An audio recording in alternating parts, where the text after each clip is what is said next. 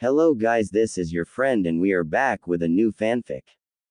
Which is what if Sharingan Naruto got Harem with Ino, Temari, Anko, Fem Kyuubi and Hinata Part 2.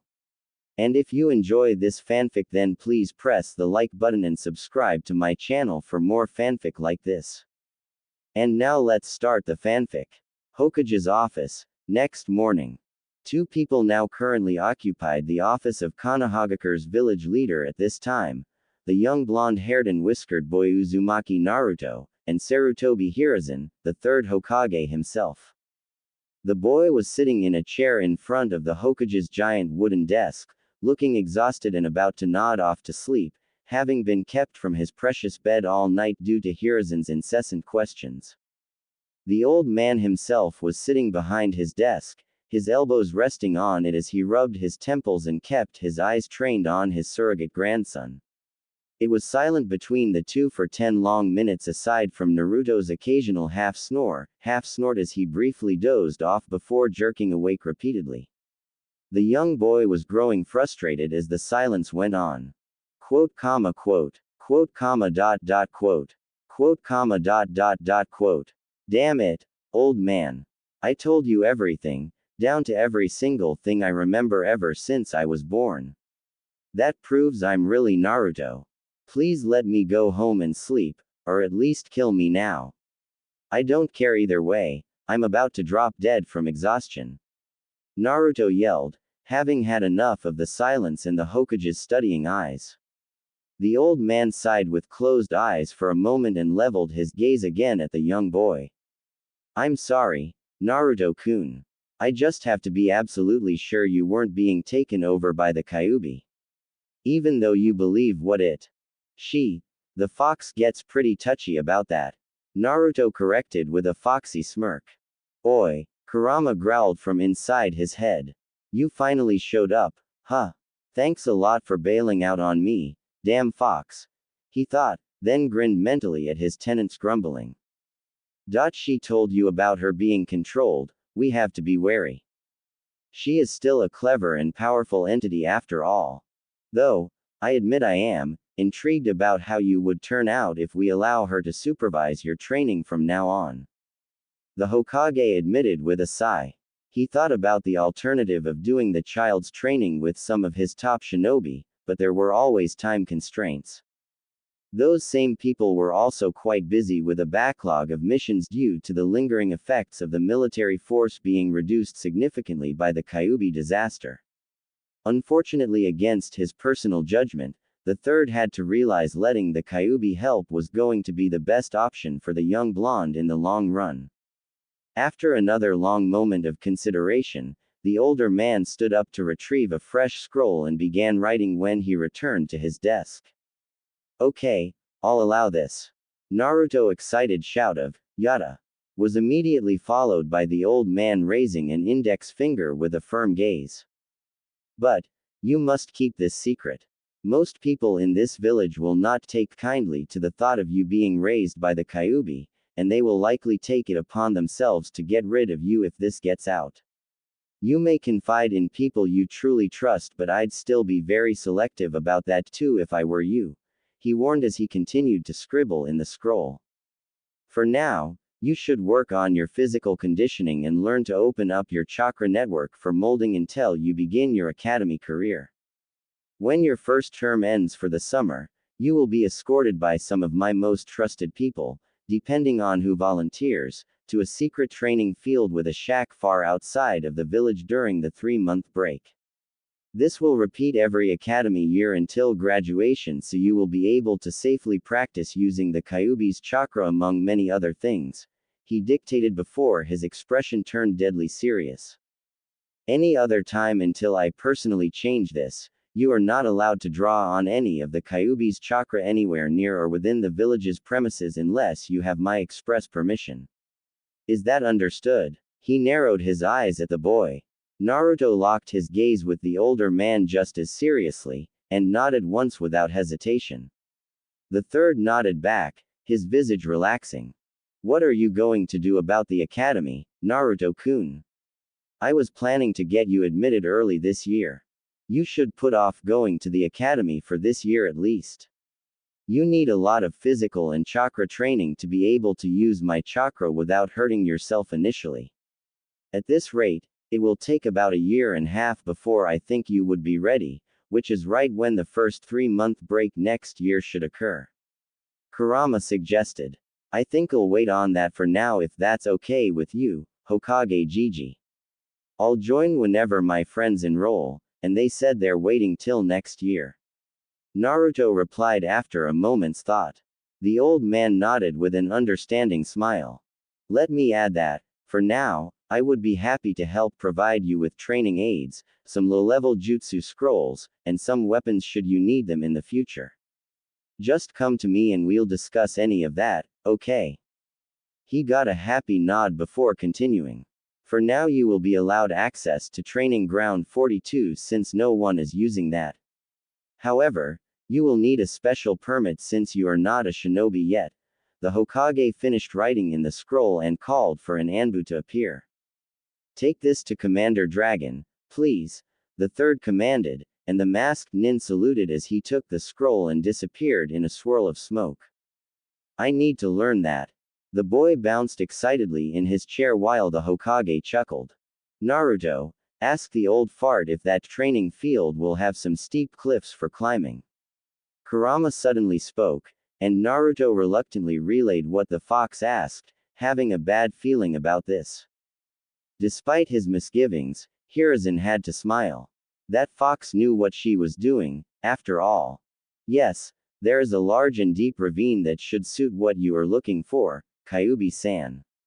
I will be sure to include a little something with the training aids when you are ready to have Naruto-kun start on that, the Hokage replied for the fox's benefit. Naruto was confused, and somewhat scared as he saw his surrogate grandfather's knowing smile, and he could feel the fox inside him grin wide in response. The third cleared his voice. I apologize for keeping you here this long, Naruto-kun. I will let you get on your way now, since I have things to take care of in regard to the kidnapping attempt last night. You also need to recover your health, so come back in 3 days for your permit. Have a good day, he stated with a polite dismissal. The blonde boy just nodded with a grin and quickly ran out of the room with a wave. The god of shinobi sighed tiredly as he turned in his chair to look out over his village through the large window behind the desk. He knew the entire village would be buzzing loudly when the news of the Hyuga kidnapping attempt reached everyone. What are you going to do now, A-san? Naruto. So, what do I do? Naruto thought as he sped through the streets toward his apartment, a little embarrassed with getting stares from the villagers this time. He was still topless after he lost his shirt last night, after all. As the old fart said, you need rest. Just get something to eat that's not ramen and get to sleep all day and night. We will get started on organizing your training tomorrow morning.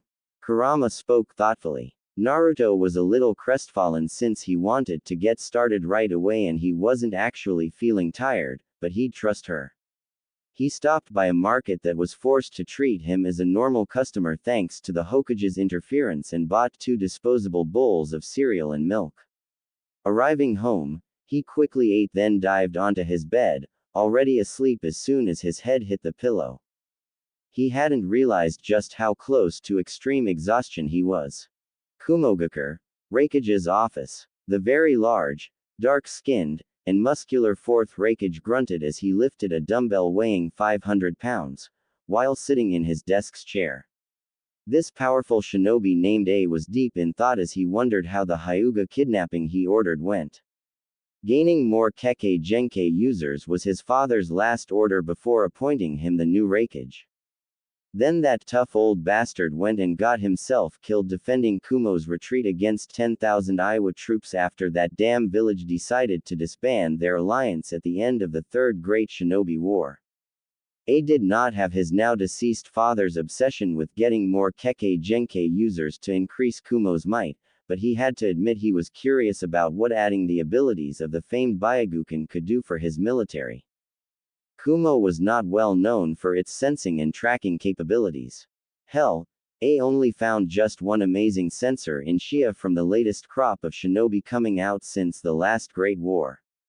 When this peace treaty negotiation came up, the Raikage decided to take a chance and made the order to sneak one of his retired Junin into Konoha as an ambassador. Now all he could do was to just wait for any news to come back to him. There was urgent knocking at the office's door. A carefully put the dumbbell down onto the floor, which creaked loudly under the weight, since he didn't want to get berated by his lovely new secretary for destroying his office again. After a loud grunt of, "Enter," a Chunin in charge of the messenger hawks burst in, breathing hard with a scroll in hand. "Raikage-sama, there's bad news from Konoha." "What?" The Raikage growled as he rose to his feet and moved to the Chunin. Snatching the offered scroll and opening it quickly, he began reading. His mood began to darken with each line he read and, upon reaching the end, crushed the scroll in his closed and trembling fist. He then growled in rage as he slammed one of his massive fists into his desk. The strike easily obliterated it into splinters. The Chunin stood stock still, as if making a single movement would alert the enraged Raikage to his presence, but A only took a deep breath while the dust from the desk cleared and took a moment to think. He wasn't going to give up on this. Fortunately, the treaty that Kumo and Konoha signed was real and binding despite the true nature of the ambassador being revealed. He'd make use of that if he could find a way. Chunin, send a message to our spies in Konoha. Have them find a copy of the report on exactly what happened with our guy. I need all the details, including any witness background details. Fastest speed. He barked in a tone that brooked no hesitating. The messenger Chunin quickly nodded and sprinted out of the office like a bat out of hell. Early next morning, same location. The Raikage entered the office after finishing his usual early morning workout regime. He sighed in disgust as he remembered how he had to deal with the council yesterday and spent all day assuring those lazy bastards that he would find a way to get something out of this fiasco. He was so close to using his lariat on all of them and then adopt Konoha's style of military dictatorship. The council's pressure was part of the reason why he pulled the trigger on this kidnapping attempt. Now he was already realizing his father might have happily dumped the Raikage title on him and rushed to death just to avoid dealing with the council ever. And all the damn paperwork. He sat behind his new desk to absent-mindedly lift some dumbbells and shake out evil thoughts about decapitating pompous asses. After about 30 minutes, there was a knock at the door. Another loud, "Enter," revealed the same messenger Chunin. "Raikage-sama, we got the information from our spies in Konoha." These were sealed into the Hawk's message scroll. The man spoke quickly as he presented just 2 scrolls. A raised an eyebrow. Did they not have time to gather more files on other witnesses? No, sir. There was only one legitimate witness at the time of our ambassador's death. There were 2 others present, but they were the clan head and his daughter, so their accounts could be dismissed as biased in any court. The Raikage's other eyebrow joined the first one at this interesting development. He took the 2 scrolls, then sent the Chunin out. He laid them out on his desk and took his time reading over the detailed account of exactly how it happened, and then looked over the witness file. A's eyes widened at the interesting history of this person. His lips began to form a smirk as he reread the Konoha ANBU's report, and his many years of shinobi experience told him that it seemed to have left important parts out in some areas. Apparently there were some secrets involved with this incident that they could not carelessly put on an official report for even their own shinobi with high enough clearance to read over. No matter, it would be their downfall. Without the whole truth, this report suddenly had holes. It was a long shot, but A would take this as he buzzed his secretary into the office via the intercom. "Mabui-san, get me the diplomat that worked with Konoha in the past, and clear my schedule for this morning. I have a long list of things to discuss with him," the Raikage ordered. The now named beautiful dark-skinned young woman affirmed with a silent nod and moved to make arrangements. A then leaned back into his chair and sighed. This is truly an underhanded tactic. I almost actually feel bad about this, almost, but I need to succeed in this to make the inevitable international shitstorm from the attempted abduction worth it. He began to grin. If this works, we may actually get an intact body of the strongest and most pure male Hyuga. That would provide solid results in our research compared to a female Hyuga who was viewed as weak by her own clan, especially if we managed to extract some semen before it could decay. Same time in Konohagakure. I can't believe I slept that much. You're right about me needing it, Kurama. Naruto muttered out loud as he yawned and stretched his body as much as he could in his bed on this early morning. He slept most of the day away yesterday, only getting up to eat and relieve himself. I am always right. I do have one question, though. Just what is that abomination you have on your head? Kurama remarked in his head, curious about the interesting-looking nightcap her host was wearing. It looked like an odd toothy monster eating the boy's blonde hair. Oi, don't diss Mr. Nightcap. It protects me from bad dreams and keeps my head warm. Besides, it's a gift from Hokage Gigi. He defended as he stepped out of the bed to stretch some more. Nevertheless, my container shouldn't be wearing something that's stupid and childish, grumbled the fox. Naruto just shrugged as he pulled the nightcap off and began undressing for shower. You do realize I'm still a child, right? The boy deadpanned. So, foxes are already adults by the time they're your age. Kurama tried pitifully. He just laughed out loud. Your fox logic won't work on a human, and the hat stays. He smirked upon hearing an annoyed snort in his head. After showering and eating an actual healthy breakfast of milk, fruit, toast, and oatmeal, Naruto dressed in his training outfit of a black loose sleeveless shirt with the Uzumaki spiral drawn in red on the back and white shorts. So what do I need to start with? The boy thought, getting down to business as he stretched to make his body loose. Unfortunately, your body is pitifully underdeveloped thanks, once again, to your hopefully former ramen addiction. Kurama paused for an angry snort from her container before continuing. Any real physical conditioning will just break your body at this point. We will build up your endurance and muscles as you eat healthier before we begin on any actual conditioning and your shinobi training. It won't take much time, as I will be working to make efficient use of your body's improved nutrition. It shouldn't more than 2 months for you to be in good enough shape. Until then, we'll start with something easy. Maybe, 10 laps around the entire village, and 2 sets of 50 crunches, push-ups, and squats each 2 laps. The fox couldn't help but smirk evilly at the boy's horrified expression at the list of the easy exercises. We will flesh out more of your exercises from there as time goes on. Now get going and no talkback. Chop chop. The hidden Anbu guarding Naruto eventually wrote in their daily report that they heard their charge loudly cursing a damn fox, as the boy left his apartment for his long morning of tort exercises. Later, it was noon when our blonde hero was dragging himself up the stairs to his apartment. Damn fox, you put me through hell today. Naruto whined as he painfully fished for his keys in his shorts pocket. I know, I particularly enjoyed your creative vocabulary on what you were going to do to me when I asked for 2 more laps. I'll be looking forward to more tomorrow. Kurama replied, snickering at the memory. Naruto let out a pained groan as he opened the door, shuffled in, and fell forward flat on the entrance hallway's floor. A moment later, the 2 Anbu guards hidden next to the still open front door could hear snoring. 2 huge sweat drops formed in the air above where the 2 invisible guards were hiding. After listening to the boys snoring for 5 minutes, the guards shrugged at each other and one of them briefly shimmered into visibility to gently close the front door. An hour later, the blonde woke up with his stomach grumbling. He opted to make use of the first of his 2 allowable ramen meal for the week. He cleaned himself up and headed back out, wincing in slight pain from his sore body. Arriving at Ichiraku Ramen, he was greeted by one of the few people that saw him for who he really was, Tuki, owner of his favorite ramen stand. Hey there. How's our hero doing? The middle-aged man called out boisterously from the kitchen as he saw the little blonde sit at the counter.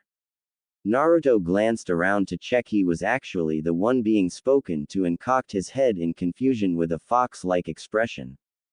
Hero. Did I do something, old man? He innocently quizzed. Tsuki laughed uproariously. You sure did. You're too modest, or have you forgotten how you saved that cute Hyuga heiress the other night? The whole village is abuzz about it. The cook clarified. Naruto smacked a fist into the other hand in realization. Oh, ooh, that one. Actually, I did forget about that. I was sleeping all day yesterday and I was busy with my sensei from hell all morning. Naruto replied with an embarrassed chuckle while rubbing the back of his head. I heard that, scoffed the sensei from hell. A cute brown-haired young teenage girl came into view from the back of the stand. As soon as she saw the familiar mop of sun-kissed blonde hair, she let out a happy cry and jumped over the counter, with speed that would shock an elite Junin, to snatch the boy into a bone-crushing hug before he could say anything. You're a hero. You must have been so awesome when you stopped that evil nin all by yourself and saved that Hyuga girl. Maybe she'll fall in love and you two will get married, the cute waitress rambled on as she squeezed her little brother figure harder. Ayame-chan, you're killing our favorite customer, you know, the amused Tsuki pointed out to his daughter.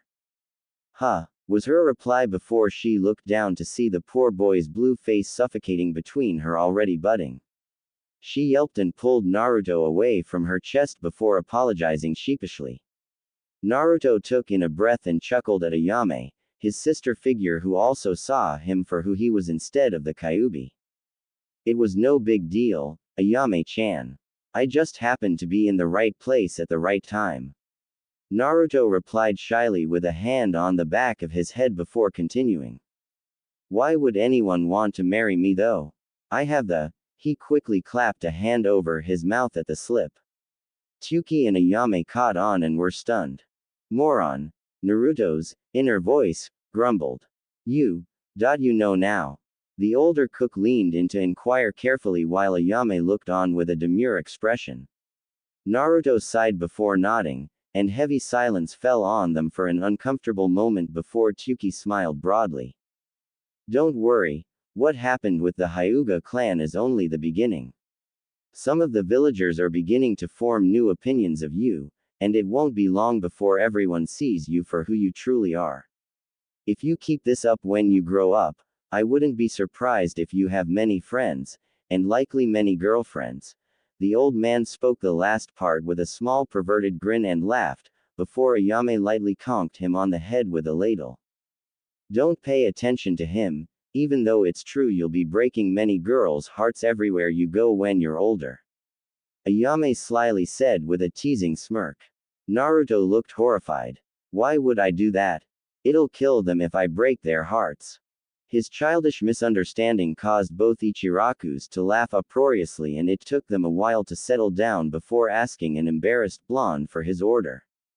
He felt better immediately when he was told it was on the house for his heroics. After eating 3 bowls, he wondered for a minute about what he was going to do today. Maybe I should stop by the Naris and see if Shika's home.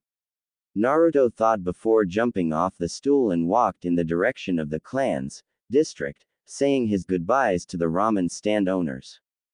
A 30-minute walk found Naruto speaking with the lazy-looking guards in front of the Nara compound. However, he was dismayed to discover the head family had gone out of town for a few days into the clan's giant nature reservation to catalog the deer population for research, as well as gathering supplies for medicine and other things. The blonde let out a sigh and muttered, "Troublesome," before thanking them and leaving. The Naris thought about filing for copyright infringement upon hearing their signature phrase being uttered, but found it too troublesome. On the way, he passed by the Hyuga compound's main gate and he was reminded that Hinata wanted to see him again soon. He shrugged on that thought and decided it couldn't hurt to see if she was available. Stopping in front of the gate's 2 guards, he made his request. My name's Uzumaki Naruto. I was asked by Hyuga Hinata to stop by when I recovered, and I was wondering if she was available. The two guards narrowed their eyes at the blond boy and he had to hold back a gulp. Finally one of them spoke up. Uzumaki-sama, please remain here while my colleague steps inside to inquire about your request. The one on the left spoke professionally while the others slipped inside through the gate, apparently to speak to someone. A few minutes of terse silence passed between Naruto and the remaining guard until the front gate creaked open to reveal the other guard and one more man. Hyuga Hazashi stepped up to Naruto and bowed slightly. The surprised Naruto nervously returned the bow. Hello, Hiyashi-sama. We met the other night. I apologize if my stopping by here unannounced took you out of your busy schedule. Naruto respectfully said, mistaking the man in front of him for his identical twin brother, the Hyuga clan head. Hazashi could not resist an amused smirk. My sincerest apologies, Uzumaki-sama. We have not officially met and it was dark the other night, but please do forgive the confusion. I am not Hiyashi-sama, but his twin brother, Hazashi. The man paused as the boy flinched in surprise and confusion. The boy allowed himself to have a closer look and he did notice that this man was wearing a hitai on his forehead compared to Hiyashi being completely free of any headwear.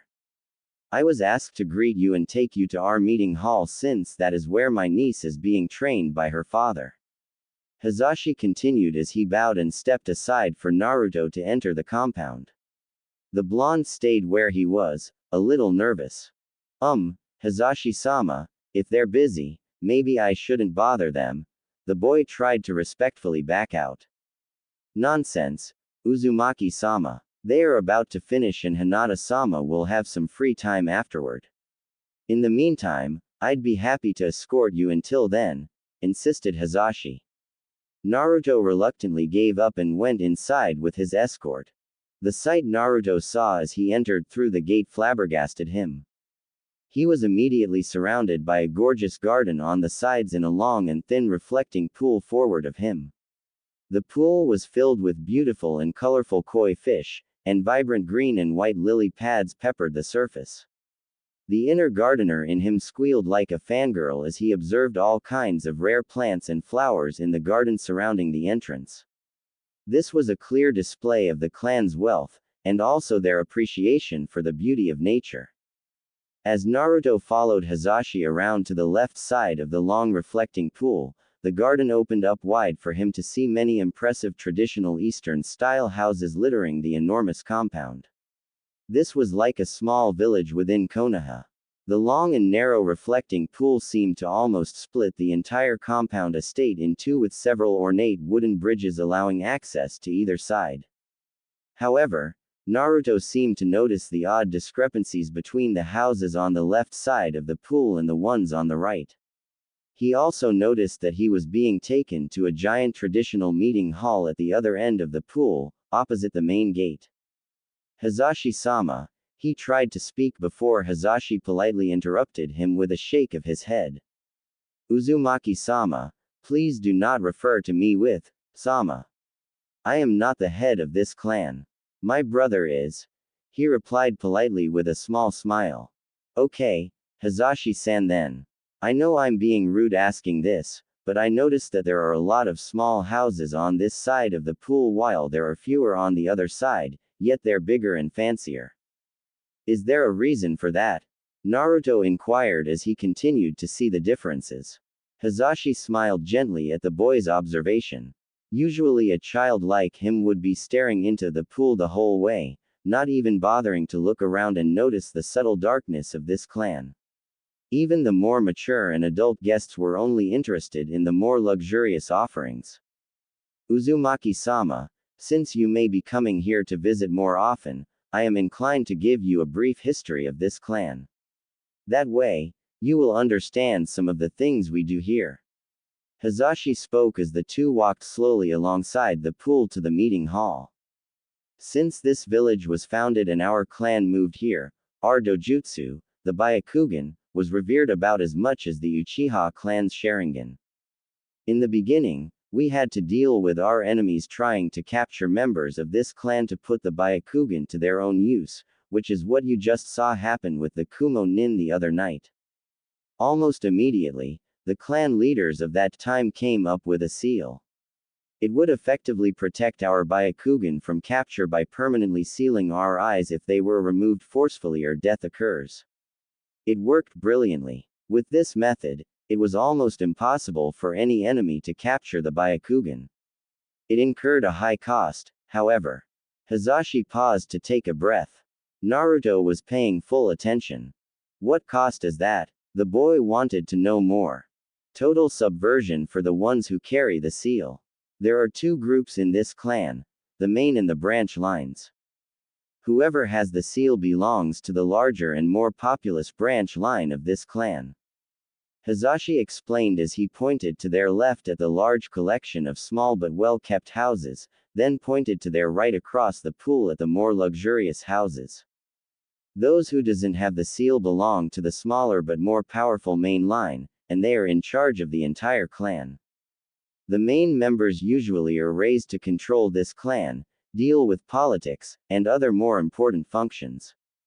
The branch members are allowed some freedom, but they must obey whatever any main member commands. If disobedience occurs, the main member may decide to use a special hand seal to incur unbearable agony as punishment on the branch member. This can even lend to mental damage or death. Ever since the beginning, we have been separated, the branch family forever serving and protecting the main family. Hizashi finished and glanced down to see an upset-looking Naruto. That's too cruel. No clan should have to be like that. I never had a family or a clan, but I can't imagine relatives being forced to serve me just because we were born into this. We should all be equals. He muttered with a sad expression before looking up at Hizashi. Hizashi-san, you're a main member then. I mean, your brother is the clan head, so it makes sense, right? Hizashi shook his head with a sad smile, much to Naruto's shock. I am of the branch line and I serve my brother. The seal is here. Hizashi replied as he pointed to his forehead covered by the Hittite. My brother came into this world a few minutes before me, and that was the difference between us because we are even in skills, intelligence, and other attributes. The main family groomed him while I was branded with the seal. In addition, because I was a few minutes late and ended up on this side of the pool, my son, despite his potential as an incredible Hyuga prodigy, was automatically branded. My two nieces will eventually have to face the same fate as my brother and me someday. When Hanabi-sama is old enough, the clan elders will determine who would be the true heiress of the clan and the other will be moved to the branch family. Hizashi explained, and he could see the little boy was about to have an angry outburst. The man decided to interfere by holding a placating hand on the boy's shoulder to calm him down. Naruto had to hold his anger in, and then he looked downcast and shook his head in frustration. Uzumaki-sama, I am sorry this has upset you, but I wanted you to understand a little of this clan's traditions. When you see something here you may object to. Whatever happens here inside these walls, it generally would be best to not interfere and leave it for the clan's business. Now, we are here. Hizashi pointed out as they arrived at the main meeting hall's large double doors. Hizashi opened one of the two doors, allowing Naruto to step inside, and followed him in. They moved down a hallway, and they could hear grunts and fists striking flesh. Hizashi opened a smaller set of doors, and Naruto finally caught sight of the training area. It was apparently set up as either a meeting or dueling hall with 3 cascading rows of wooden benches surrounding a very large flat square area set against the back wall. Naruto could see a small indigo-haired girl, in a black skin-tight training outfit, attempting to land a hit on a tall man wearing white training robes in the middle of the stage. They were obviously sparring. The boy felt a hand on his shoulder, and he glanced up to see Hizashi silently nodding his head toward a particular section of seating. He complied and followed his escort to sit farthest from the sparring so as not to distract either of the combatants. Naruto could only watch in amazement as Hinata tried to hit her father with a flurry of fast, at least for him, and precise strikes aimed at his limbs. He was particularly impressed when Hiashi knocked her to the floor hard with a nasty downward palm strike to her cheek, but she immediately got up to keep trying to land a hit on her father. He definitely liked the guts she was showing, at least. After a few more minutes of sparring, Hiashi suddenly held a hand up signifying that their spar just came to an end. The two fighters then straightened up and bowed to each other. "You are improving, my daughter. You have managed to close one of my tenketsus earlier than last time." Hiashi commended as he seemed to flex his left hand. "Your kata need work, however. Practice them and we will train again tomorrow afternoon. For now, I see you have a guest," he stated as he glanced up at Naruto and Hisashi. Hinata was confused for a moment until her pale eyes finally locked with blue eyes after searching the meeting hall. Her only reply was, "Eep," as she instinctively hid behind her father's legs. Hiashi and Hisashi exchanged amused glances while Naruto was wondering what was wrong with Hinata after her complete 180-degree from a fighting badass to a bumbling introvert. "Now, you should not be rude. Do not be shy and greet your guest properly." Hiashi smirked as he gently pushed his daughter around to his front. Hinata was losing her nerves and her eyes were wandering, looking at anything in her vision except for Naruto himself. Hisashi gently nudged his charge to get the boy's attention. He then motioned with his hand for the boy to get closer to the girl and her father. Naruto complied, making his way down the steps to the main floor to stand face to face with a very nervous Hinata, who still would not look him in the eyes. With an incline of his head in greeting, Hiashi left them alone to talk some things over with his brother. Hello Hinata-san. I stopped by here to let you know I'm alright, since I thought you'd like to know that. By the way, that was some cool fighting you did. What was that called?" Naruto curiously inquired. Hinata blushed at having her martial arts skill being called cool. Anyo, we train in the Gentle Fist. We use it to strike W with chakra to inflict internal damage, instead of external like most other fighting stances, she bravely replied, but still unable to look him directly in the eyes. "That's incredible. I guess that's why I saw that Kumo guy fall apart even though there was no damage on the outside. Your dad was really awesome," Naruto exclaimed before he realized something. "Wait, when I met you at that playground, you could have fought those bullies off, couldn't you?" The question made Hinata flinch visibly and a cloud seemed to form over her head. "I'm sorry, Naruto-kun, I just don't like hurting anyone if I can help it," the pale-eyed girl mumbled as she looked dejectedly down at the floor while poking her two index fingers together. "Well, that's no good. I'd hate for you to be hurt and if you could defend yourself, you should do it," Naruto admonished gently with a serious expression, and there was clear concern in his deep blue eyes. Hinata could not help but blush at that. I suppose you're right. I'll try my best next time," she replied with a shy smile, finally locking her eyes with his. Naruto gave one of his trademark foxy grins and nodded in approval. "So, your uncle told me you have some free time after this. Do you want to play together or something?" he then tried to offer, hoping his new friend would say yes. Hinata nodded quickly. "Anyo, I'd like that. Just let me clean up and get changed," she replied with another blush and quickly made her way toward the changing room.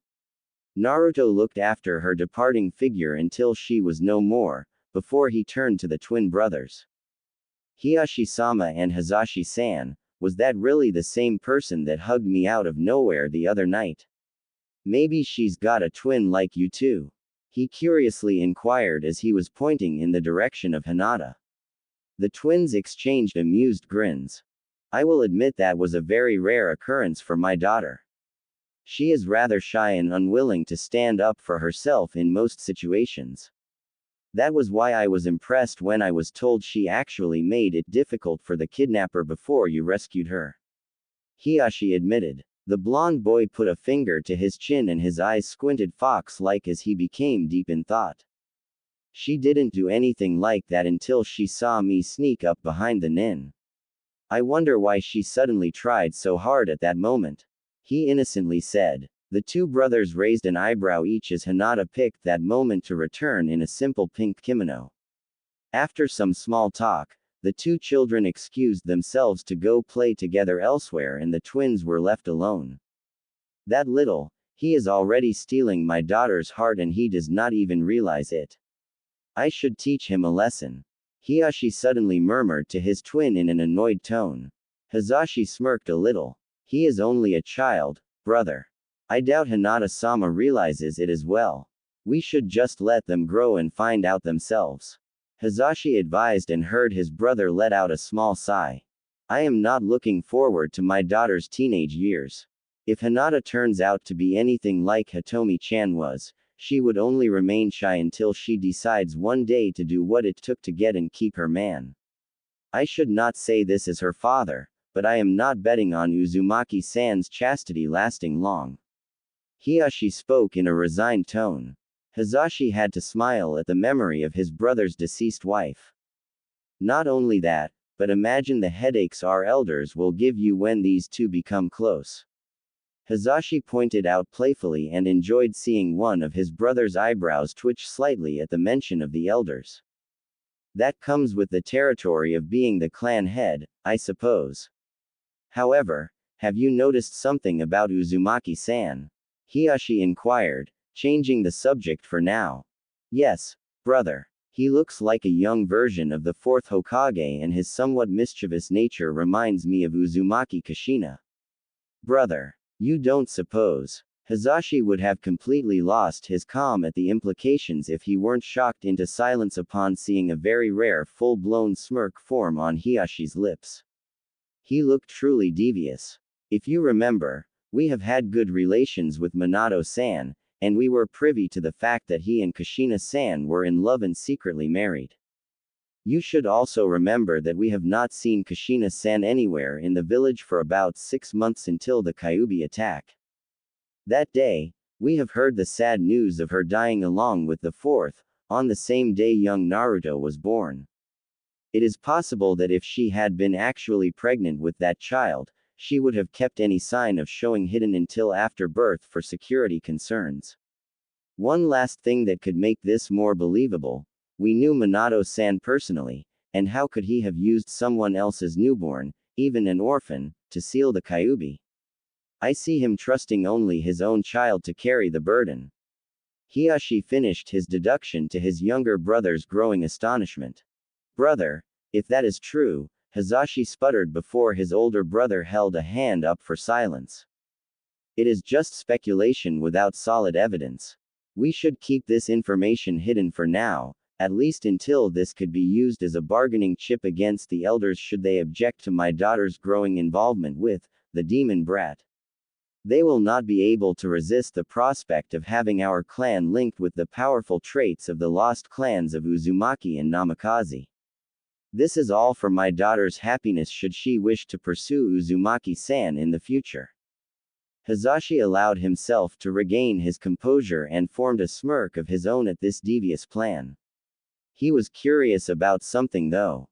Brother, you seem quite convinced that Hinata-sama may choose Uzumaki-sama as her lover in the future, even though they are quite young and have just met each other, he pointed out to his older brother. Hiyashi just closed his eyes and allowed a tiny grin. It may be somewhat undignified of a noble, main member to speak like this. Hazashi almost snorted at this private joke between them. They never agreed with this clan's segregation and took to occasionally poking fun at that tradition. But I would have to call this a hunch. A very good one, too. Hiyashi finished vaguely as his thoughts went back to when he met Hitomi at around the same age as Naruto and Hinata now. His daughter was so much like her mother it almost frightened him. 2 hours later, Naruto found himself standing outside the Hyuga compound's gate exchanging goodbyes with Hinata and Hazashi with promises of visiting again soon. As he walked away, he was happy about how things went with Hinata. She was a little weird with all the blushing and stuttering, but she was really kind and he could see himself being good friends with her. He found it funny that she was clueless about some of the games that other kids played outside the compound walls, such as tag and ninja. He easily won a tag but was rather humbled playing ninja with Hinata, as she usually found him easily with her Byakugan. Note to self: don't play any kind of hiding games with any Hyuga. That aside, Naruto, did you check out that girl's body when she was training?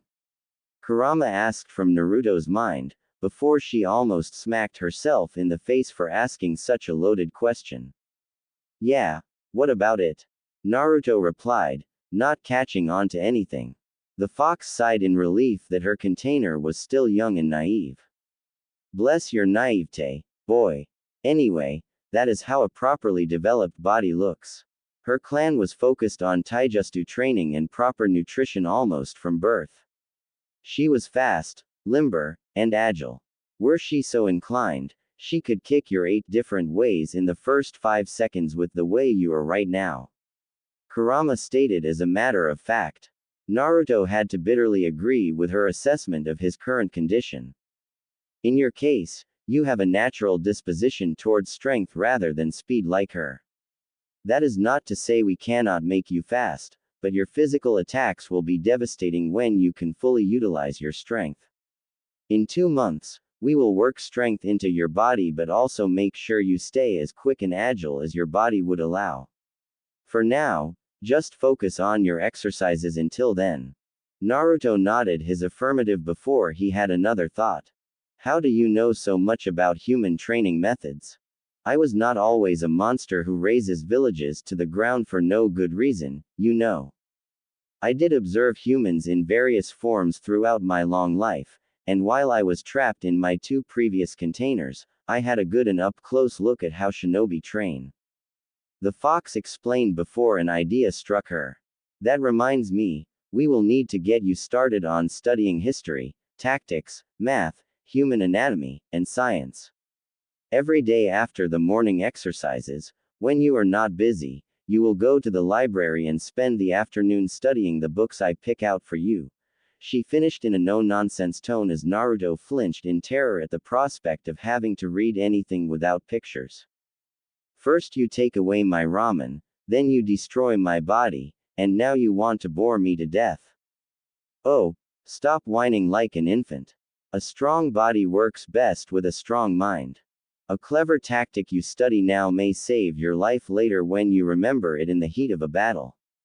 You can effectively damage any human body with as little force as you need if you know where exactly to strike and what amount of pressure to apply. Studying famous shinobi and clans now may help you later if you ever encounter any of these shinobi or their offspring, since specialty jutsus are generally passed down.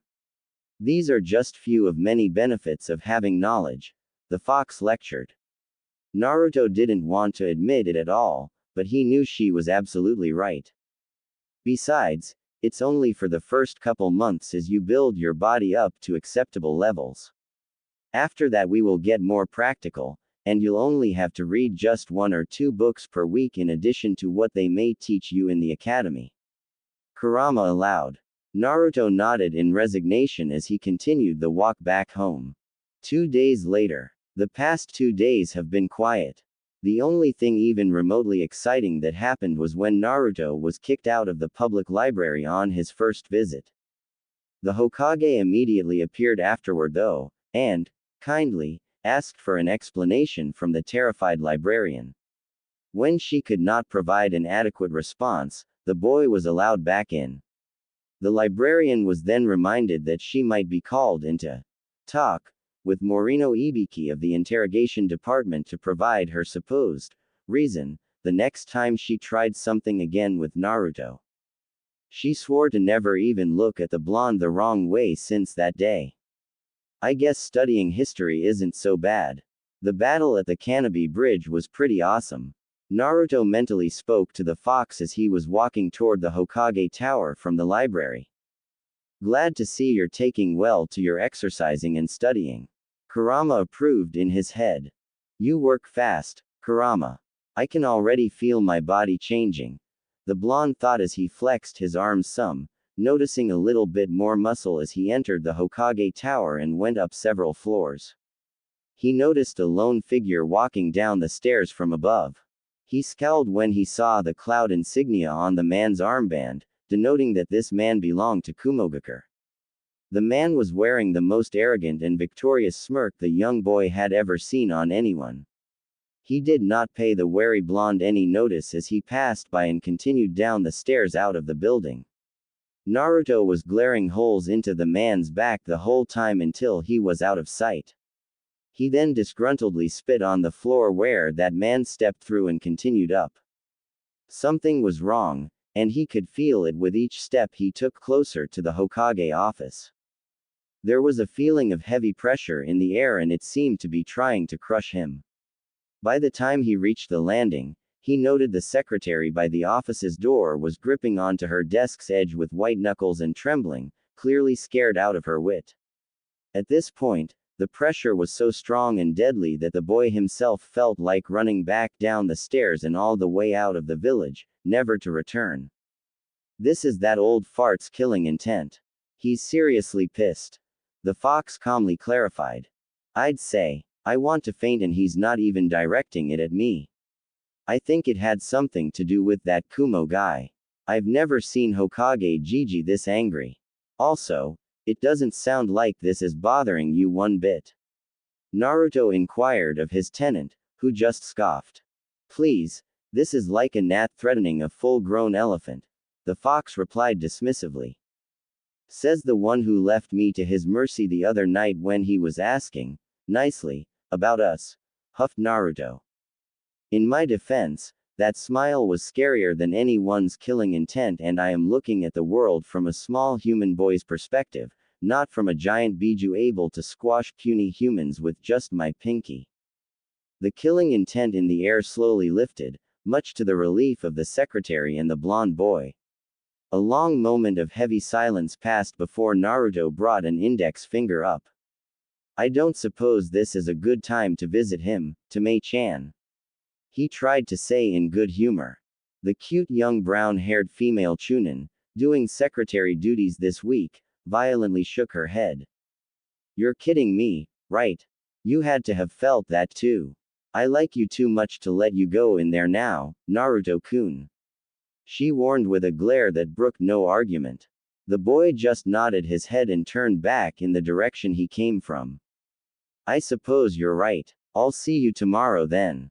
Naruto agreed with a wave over his shoulder as he disappeared down the stairs. Now what? Now we find something else to do. There is no hurry in getting to that training field anyway. How about we repeat what we just did this morning for the evening? You should be able to handle that now. Kurama said thoughtfully as the boy winced at the prospect of more exercising. On the other side of the office's door, the Hokage felt Naruto's presence fade as he left the building.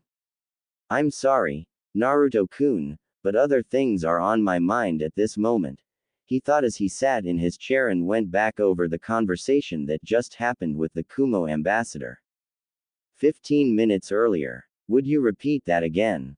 The third ground out with barely constrained anger at the man standing in front of him, the new ambassador from Kuro.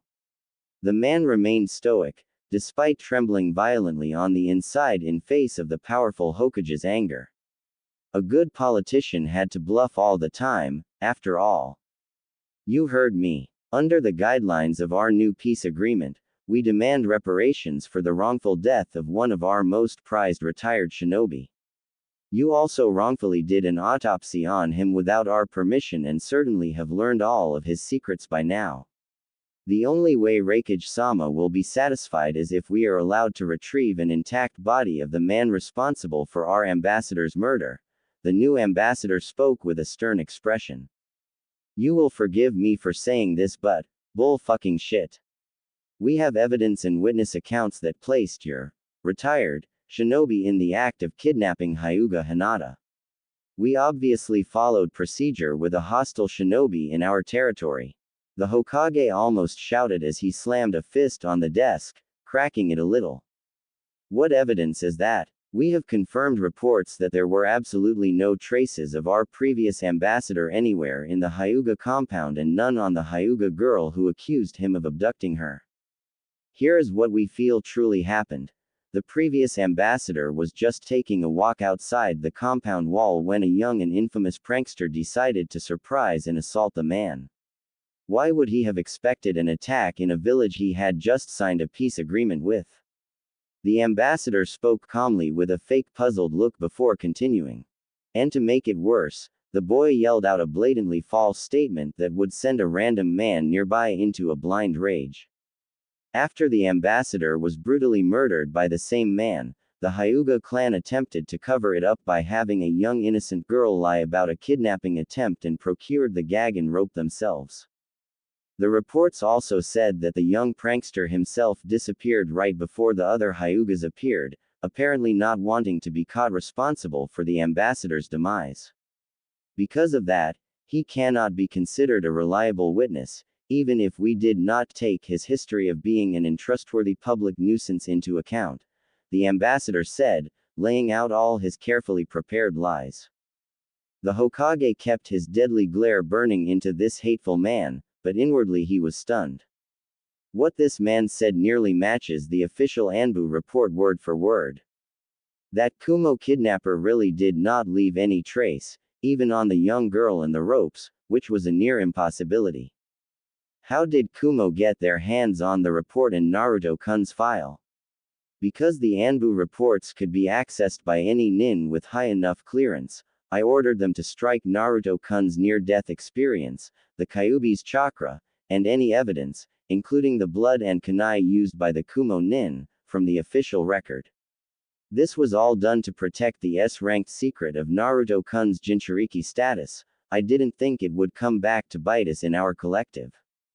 I honestly believe we have a better case than you do, and we will win if we held court in neutral territory over this, especially when we call your entire village in as witness to the young prankster's character. With that, I will repeat our one simple demand. Give us the intact body of the man responsible for our ambassador's murder. If you do not comply, I have been personally authorized by the Reikage to declare our newly signed peace treaty dissolved and we will escalate our military's presence on our border, the ambassador reiterated. You dare threaten us? The third snarled, increasing his killer intent at the ambassador, who blanched a little. We are simply doing what was required in response to the unprovoked murder of one of our most respected retired shinobi. Are you sure you want to risk heavy losses for an alleged murderer if things were to escalate between us? We all know Konoha is still weakened by the Kyuubi no Kitsune's attack. I'm also sure your current reports state that our military force is already back up to full strength after the last Great War. I wonder how your village, weary after so many losses, would feel if it was found out many more deaths could have been easily prevented by the life of one single man. You don't have to worry about this being public. We will keep this quiet and you can just explain the Hyuga man's death in any way you want. The ambassador pressed his advantage. The air grew heavy with tension each passing moment as the Hokage seemed to contemplate killing the man in front of him to just go ahead and get things started with Kumo. Get out.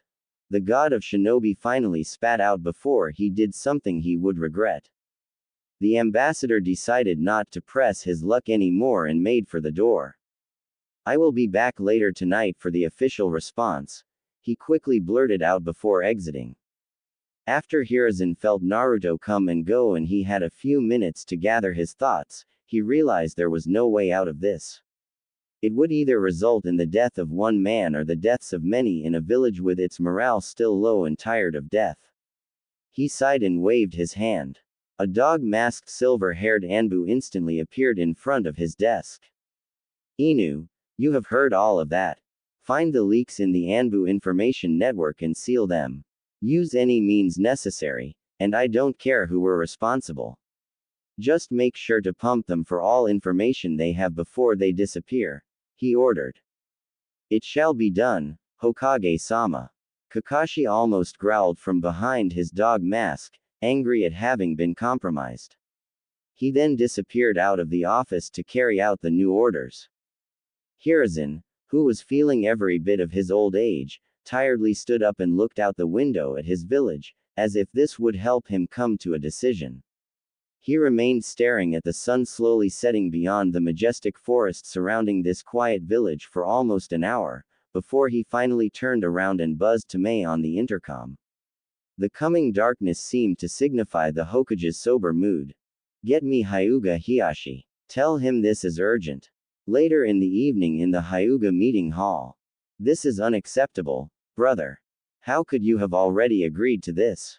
Hizashi exclaimed at his older brother just after Hiyashi relayed the Hokage's account of his meeting with the Kumo ambassador. They were standing on the main floor among the top elders from both branches of the clan as they argued over this development.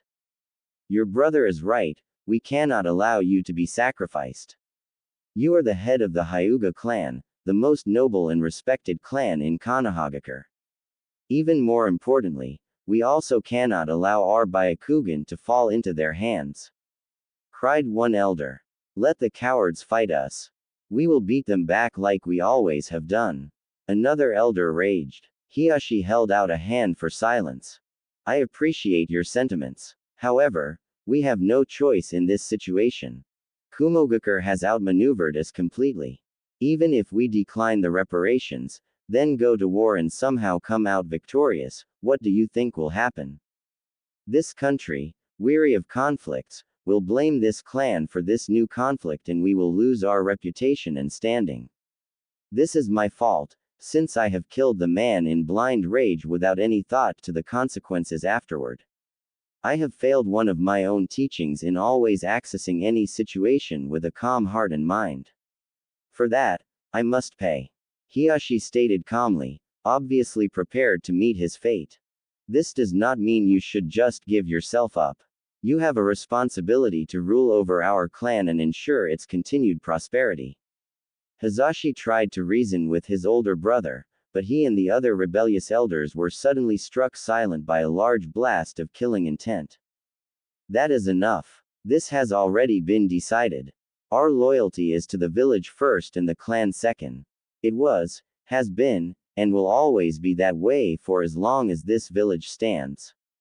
I will not allow myself to be the one person responsible for the possible destruction of our home and our children's future. The clan leader paused to calm himself.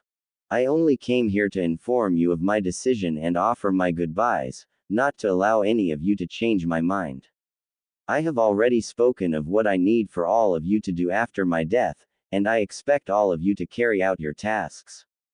Hiyashi then directed his gaze at his twin. The same goes for you too, my brother.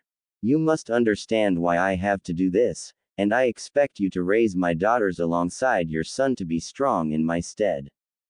Now, I do not have long, and I wish to spend my remaining time with my daughters before I leave to face my fate. I wish you good fortune after this dark day. Farewell. He finished his speech. He then immediately walked out of the hall, pointedly ignoring several still protesting elders in his wake. Hizashi clenched both of his fists hard enough to draw blood and gritted his teeth. It is you who do not understand that this clan will fall apart without you. The elders will panic and try to use both your daughters to gain more power and influence with others who would take advantage of the confusion. I cannot imagine them ever being happy when they may be used as political tools any day. Worst of all, I will be powerless to stop all this because of this damnable seal. He almost growled at that thought, before his expression softened some. I can feel this clan is inching ever closer to the day when this segregation would end and my son will be one of the first few to be set free. However, I fear that will never come to pass without you as clan head to oversee this. For once, the clan truly needs you more than the village does, and I will go against my own fate in order to save you and this clan, brother. Hizashi left the hall with a determined gait, heading for his house. Hizashi's house, a few minutes later. Hyuga Neji knew something was wrong tonight. His father hadn't come back home yet and the entire compound was in an uproar. He had a bad feeling about tonight, as if his life would change forever after this. It was just like the night before he lost his mother on her last mission when he was younger. The front door opened swiftly to reveal his grim-faced father entering. Hazashi then immediately went into his bedroom to get changed from his gray robes into a set of pitch-black mission robes, as if he was getting ready for a night mission. Neji was watching all of this with increasing trepidation. Is something the matter, father? He tried to get his father's attention, but Hazashi continued his preparations, seemingly ignoring his distressed son. Only when he finished a few minutes later did he turn toward and kneel down in front of the young boy with an expression that seemed to say he was going off to a battle he would not return from. Neji's lips began to tremble and tears were now streaming down his cheeks. Neji, my son, I need you to know that I am extremely proud of you. Despite that damnable seal on your forehead, you continued to excel and outshine everyone else in this clan, even your two cousins. It is because of that you will be able to live on and grow stronger even when I am not around. Tonight, I am going out to make a choice I can be truly proud to call my own after having been mocked by fate my whole life. Hazashi then gripped his crying son's shoulders tightly. Someday, you will be freed from your curse, and you will be able to make any fate your own. In the meantime, continue growing strong and do your best to protect the clan and those that are precious to you. Do you understand me? Hazashi implored of his son. Neji was stunned at his father's unusually passionate speech, but he didn't dare say anything for he believed if he did, then his father would take that as the cue to leave and not return. Unfortunately for him, Hazashi continued anyway by tightly hugging his son with a whispered, "I love you," before releasing and rising to leave. Neji did not want this, and quickly latched on to his father's leg tightly. No, father. You can't. His pleading was cut short by his father's soft chakra strike to the back of his neck, completely unseen. He instantly relaxed and fell limp in his father's arms. As he was gently laid on the living room's couch, the last thing Neji saw before his eyes completely closed was his father putting a blanket over him with a serene expression, like how one would put his son to bed any night. Same time at Hiyashi's home.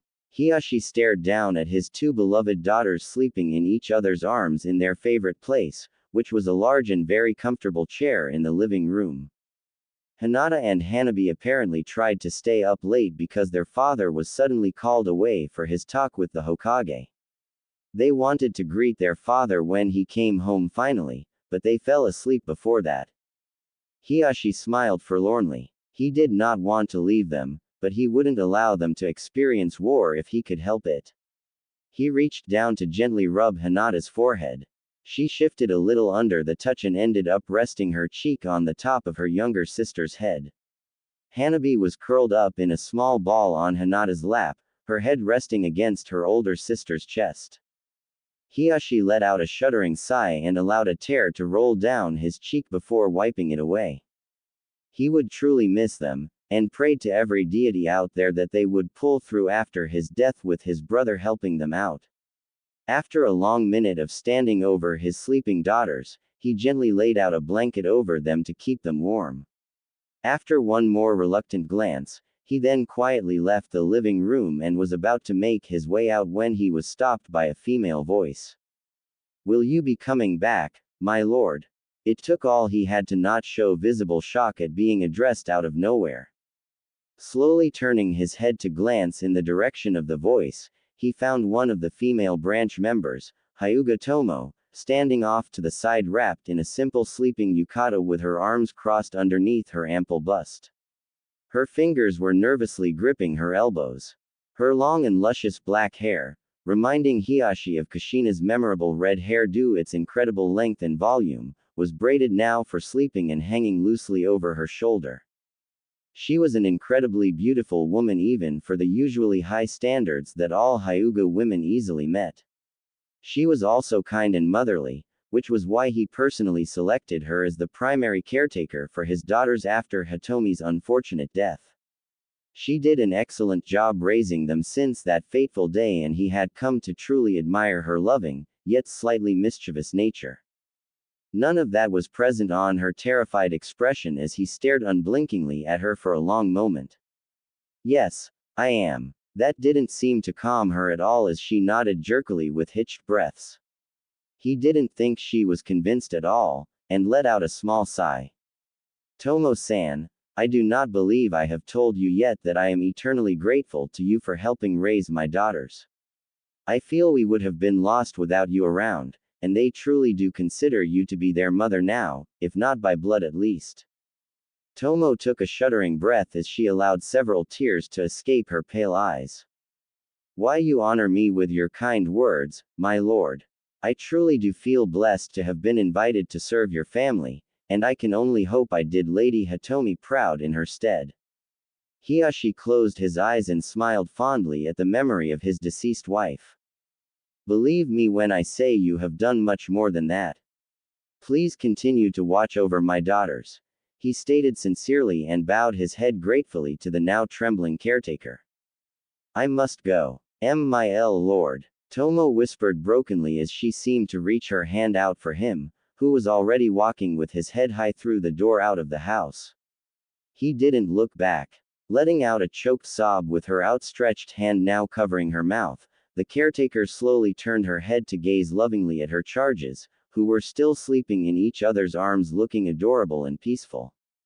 Your father can be a terrible liar sometimes, she muttered with a faint smile as tears continued to stream down her cheeks. After bowing to the gate guards, Hiyashi slowly made his way alone down the long and dark walkway leading from the compound into the village. It was nearly midnight as he slowed his pace. He did not need to be at the Hokage Tower for a good while and he would enjoy this final stroll before his upcoming death. It was interrupted, however, when he suddenly stopped after a few minutes of walking and instantly activated his Byakugan. Whomever you may be, you cannot hide from my all-seeing eyes. You may as well come out now, he quietly declared to a nearby lone tree on the side of the road. The tree's dense leaves shook and split open to reveal a black-clad man leaping down upon Hiyashi's ready form. Hiyashi effortlessly dodged a preemptive palm strike from the landing assailant before he rushed in to disable the man. He would not make the mistake of killing his opponent this time. He would just merely beat this man to within an inch of his life instead. He opened with a blindingly fast flurry of two-fingered chakra strikes, which his attacker easily parried or matched blow for blow. Dancing around each other like a pair of graceful performers, the two combatants descended into a beautiful and almost quiet exchange of blows and parries that went on for a long minute with neither party landing a successful hit. It wasn't long before Hiyashi realized he was facing a gentle fist user, and an excellent one, too. He was also irritated to find that his Byakugan couldn't penetrate through the man's head wrappings, preventing his attacker's identity from being revealed at this moment. Somehow, this man had access to the anti-Byakugan seals usually used by Anbu for their masks. You aim to defy your clan head's wishes. Why? He quizzed tersely as he increased his tempo to try to overwhelm his attacker. The black-clad man remained silent, however, and easily matched his pace, before shoving him back to get some distance. This was so he had room to spring into a fast combo that just barely managed to overwhelm Hiyashi's defense, leaving him with a numb right arm. Frowning at his unmoving arm as if it betrayed him, Hiyashi snapped back to the attacker with a cold glare as he reared his left arm back. Hake Kusho, 8 trigrams vacuum palm. A powerful and precise blast of pure chakra shot out of his palm in the direction of his attacker. However, the black-clad man was prepared and easily somersaulted forward high into the air over the blast. Crack! The blast instead hit the tree the assaulter was just hiding in, breaking the tree's top half off and it crashed to the ground with a loud thump. Meanwhile, the airborne man easily sailed over his opponent, twisting in the air to avoid one more blast of vacuum palm that continued harmlessly into the night sky. He then landed behind Hiyashi, who was already whirling around and striking out to meet this man's assault. However, It was still too much as the assaulter easily rushed in under the strike and deftly disabled his opponent's remaining arm with several more Juken strikes. Hiashi stumbled back with a growl, not willing to give up even with his arms sealed. He tried to spin to activate his Kaden revolving heaven. However, his attacker already anticipated this as he quickly dashed in to gracefully land a flurry of Juken strikes along the length of his left leg. Almost stumbling onto the ground in an undignified heap, Hiashi barely managed to remain standing on his good leg with nothing but the full extent of his pride. He let out a defeated sigh as he watched his attacker relax and straighten up to slowly remove the head wrapping. If I had known it was you from the beginning, I would gone through this scuffle much more carefully and differently. It is rather irritating to have my every move predicted rather effortlessly. The black-clad man finished removing everything, revealing himself as the identical twin of Hiashi. Hazashi. Indeed, that is why I have hidden my identity. It was the only way to defeat you, Hiashi. The clan head snorted slightly as he allowed his brother to gently help him over to the tree trunk he just broke in half a moment ago. Do not patronize me. You have always been slightly more skilled than I. I find that interesting, because I believe the opposite. Hazashi retorted with a small smirk as he helped his twin sit down against the tree trunk in a dignified manner. Hiashi would not be able to get to some help on just one leg without crawling, which would be bad for the clan head's image, so the only thing he could do was to wait and recover his mobility. Hazashi squatted down next to him with a regretful sigh. Forgive me, my lord. I feel I must disobey your orders. Hazashi, why are you doing this? You know they will not just give up on this. You should not have stopped me, unless you want to be responsible for the death of thousands. Hiashi tried to reason as he stared his brother in the eyes, despite his immobile body. Any conflict with Kumogakure will not happen, and I will make sure of it. However, you must live. Your daughters and our clan need you alive more than this village needs you dead. I have decided I will take your place instead to ensure the best possible outcome for both the clan and village. Hiashi's eyes widened slightly as his brother continued. Since I am your identical twin, they will likely not have noticed the switch until after the reparations have been confirmed through the official channels. By the time they discover the ruse, there would be nothing they could do without making fools of themselves internationally. As a result, we will be able to keep the Byakugan out of their hands.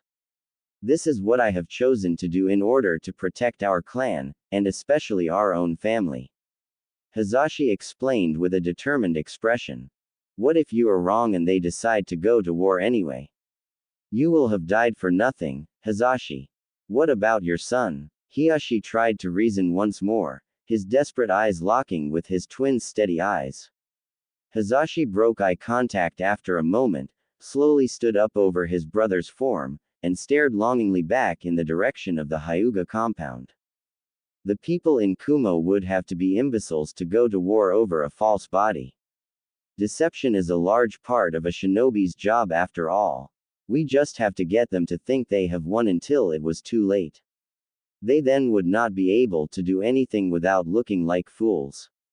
Hazashi let out a slightly exasperated sigh before continuing. For a man with all-seeing eyes, you are blind to how much your daughters need you without Hitomi-sama around. Only you would be able to truly ensure their freedom and happiness, since I will not be able to do much as long as I carry this seal on my forehead. Hiashi had to agree with that assessment, but there was no one else he trusted more than his own brother. Neji is mature and capable already, and you know as well I do that he will be able to handle himself just fine. My only request in regards to my son is that you help guide him into becoming a strong and honorable man in my absence. Hazashi finished and smiled like a prideful father at the thought of his son, before his expression turned somewhat sad. Forgive your little brother his selfishness. All my life, I felt like I have been mocked by fate, especially when my beloved son, and once-in-a-lifetime prodigy, was branded simply because I was a few minutes late in our own births. Tonight is probably my one chance to make a true choice, to die the way I choose, doing what I want, which is to ensure the best outcome for the clan, and more importantly, the best future for our children. He spoke thoughtfully while Hiashi could only listen in silence. Before I take my leave, I want you to understand this, Hiashi. I may have resented my fate, but I never resented you at all our entire lives. I will always be proud to have served the true head of our clan and, more importantly, proud to be your brother. Hazashi ended his heartfelt speech by moving calmly in the direction of the Hokage Tower, never looking back while leaving his final words behind. Goodbye, big brother. Hiashi could only sit in silence, his head following the departing figure of his twin. He already lost his desire to plead for his younger brother's return. How could he continue when he had seen nothing but fierce resolution in those pale eyes? As his immobile body remained propped up against a lonely tree next to this lonely stretch of the dark walkway, his quiet voice carried out into the still midnight air that just barely reached Hazashi's ears. Goodbye, little brother. 15 minutes later in an empty park near Hokage Tower. Wow, that was rough. I took way too long finishing those exercises this time. Naruto thought as he leaned back on a park bench, exhausted from his latest round of exercises. That is to be expected with your body still recovering from this morning's routine. You did well, actually. Tomorrow you will rest both your mind and body. Either spend the day at home or go out with your friends. Kurama decided in the boy's head. He nodded, glad for the brief reprieve. Uzumaki-sama, a voice surprised Naruto into sitting upright on the beach as he snapped toward the source. He saw that it was Hazashi coming into view, easily recognized by the Hittite adorning his forehead. Hazashi-san, what are you doing out here this late? I should be asking the same of you. It is more odd for a young child to be out here compared to an adult merely taking a stroll. Hazashi inquired with a raised eyebrow as he stopped nearby. Naruto put on a sheepish grin and scratched the back of his head. Hee, I'm sure you've realized I'm not like most kids. I was just resting after finishing my exercises and was about to go home when you showed up. Hazashi nodded, satisfied with the explanation. I see, Uzumaki-sama. I am on my way to see Hokage-sama for a mission, so I shall see you around. He politely dismissed the conversation as he made to walk past on the way to the Hokage Tower. Naruto had something on his mind he wanted to ask, though. Hazashi-san, if you have time, I have a question, he called out in an apprehensive tone. Hazashi stopped to glance back at the blonde and inclined his head to show he was listening. I was thinking about what you said the other day about your clan's history and the seal. If it was so bad, why hadn't anyone come up with a better seal? Something that everyone in the clan can use to protect the Byakugan without all that pain and control. Naruto carefully inquired in a neutral tone. Hazashi was surprised by this question and had to take a moment to think over his answer. I am not exactly sure, Uzumaki-sama. My best guess is that, in the beginning, the clan was proud of the seal as it protected their pure bloodline from being stolen and tainted by their enemies. They did not realize the implications that they just laid the foundation for a truly segregated system the clan is using now. By the time the branch members became dissatisfied with the way things have become, the entire clan were already set in their ways. It is now tradition to use the seal and they all just accepted it as the way of life. I suppose that is why not many have thought about modifying the seal up until now, he offered, and Naruto could only furrow his eyebrows together in deep thought. You know, Uzumaki-sama, you are not the first one to ask me this. Hinata-sama asked me a similar question not too long ago, the Hyuga added. The blonde glanced up at him with a raised eyebrow. Hinata-chan did, so she doesn't like the system either. Hazashi shook his head. She never has. She is kind, does not enjoy having servants, and she hopes to one day see the use of the seal band. Wow, I was going to say that, since I might be Hokage one day, I was going to fight to get this seal banned and have them find another way. However, it looks like it'd be a lot easier when Hinata-chan get to be the next head of the clan and we could work together. Naruto muttered thoughtfully as he cupped his chin and squinted his eyes fox-like. Hisashi raised an eyebrow and kneeled down in front of the boy to level his pale-eyed gaze with a pair of blue eyes. What makes you believe you might be chosen as the Hokage? I just began training, but I'm going to be the strongest shinobi ever. I have to if I want to protect my precious people. And when you become the strongest shinobi in the village, you become the Hokage, right? It's just natural. Naruto replied as if this was the most obvious thing ever.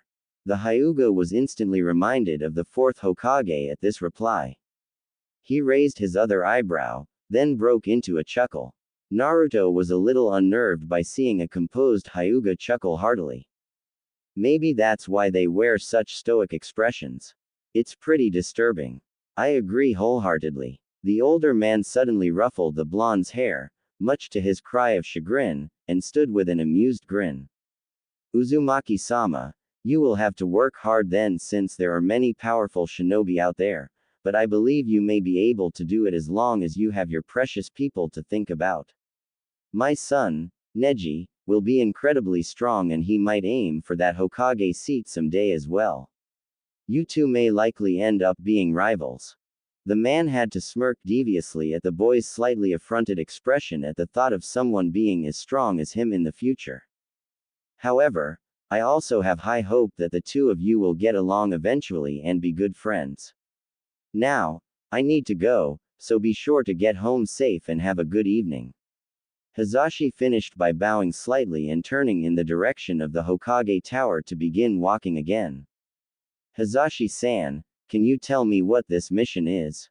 Naruto quickly blurted out. The older man stopped for a moment and spoke without turning around. I cannot tell you, but I can say it is to protect my own precious people. Goodbye, Uzumaki Naruto. Naruto watched the Hyuga disappear into the darkness toward the Hokage Tower, feeling a slight bit uneasy. Oi, let's go home. There's nothing to do out here. Kurama suddenly spoke up. Naruto frowned, but just shrugged and began making his way toward his apartment. The fox was deep in thought, however.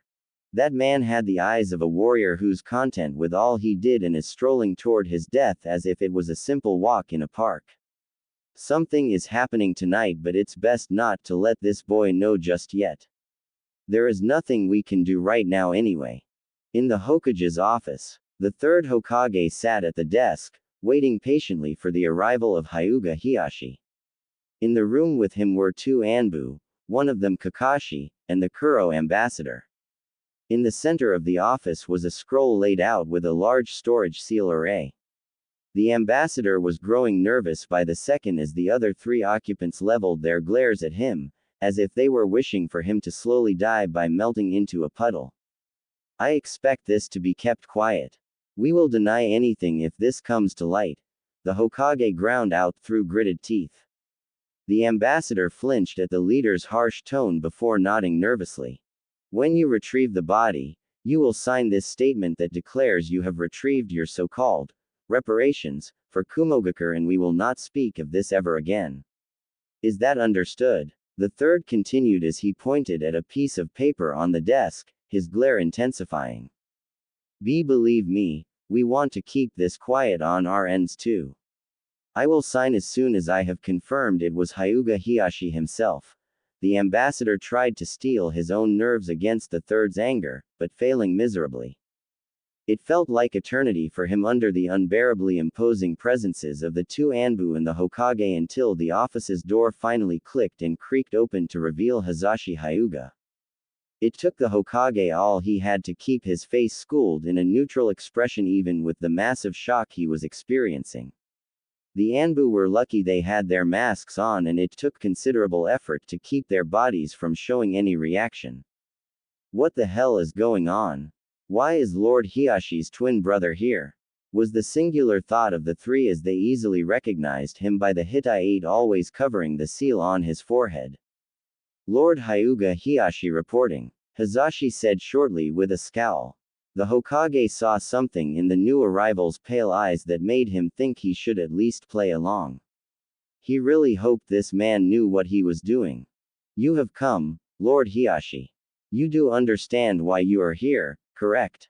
The ambassador asked nervously, visibly relieved at having a distraction, as Hiashi walked to the center of the office. Yes, I am to die and give up my body for my crime of killing one of your retired shinobi for no reason. Let us just get this farce with so I do not have to deal with any of you thieving cowards a second longer. Hiashi retorted dismissively as if the Kumo man was even less than a cockroach to him. The ambassador bristled at the tone and insult but said nothing, not wanting to cause any more problem than necessary when they were so close to their goal. He then took out a photo of the real clan head to compare to Hiashi's visage. The 1 minute the ambassador spent studying and comparing between the photo and the person was the longest ever for Hazashi, the Anbu, and the Hokage. It's a match. Take your Hitai 8 off and we will proceed. I'm sure Hokage-sama would prefer to keep the insignia here, the ambassador suggested, and another new bout of tension was rising in the air. They knew they would be found out if Hazashi took the Hitai tie off and revealed the hidden seal. If it is all the same to you, I am doing this as a duty to protect Konohagakure from an unnecessary war. I would prefer to die knowing I have served my village to the very end, so please allow me to keep my Hitai 8 on until after my last breath has left the body. Hiashi coolly replied without missing a beat. The ambassador took a moment to think before silently nodding.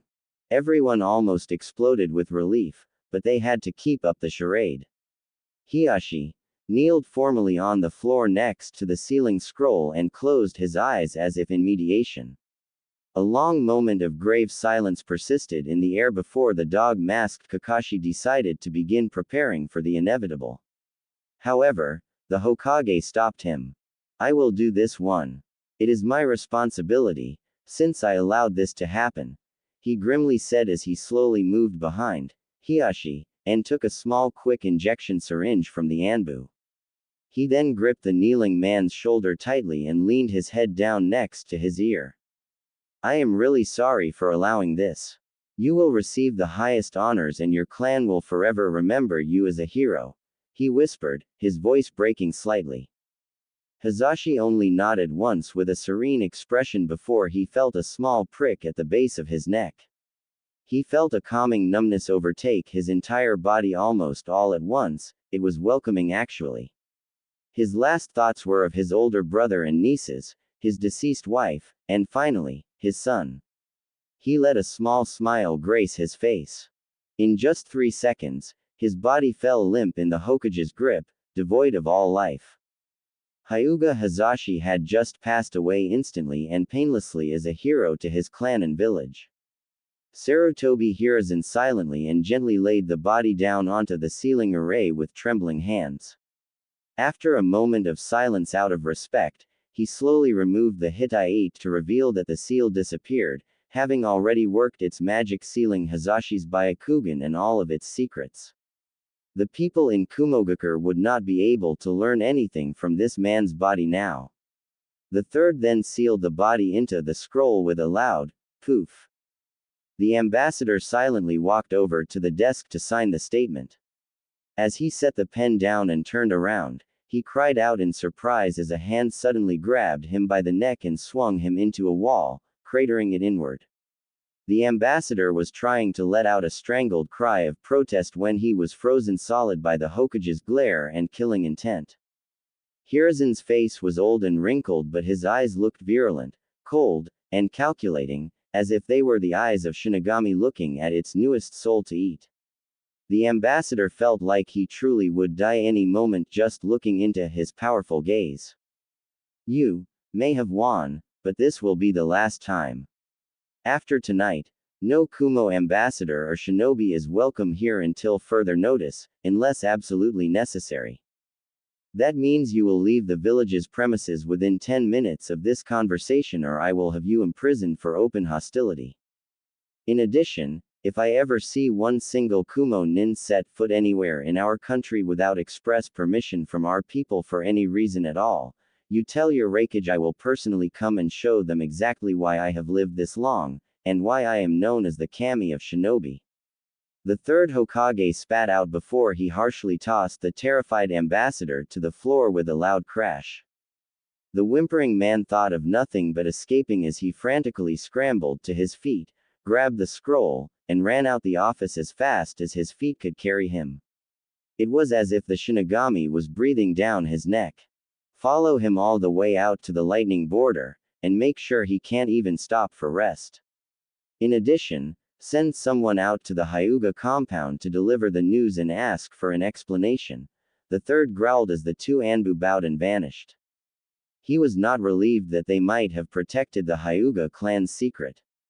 He was still angry that he still sacrificed a life to supposedly protect thousands.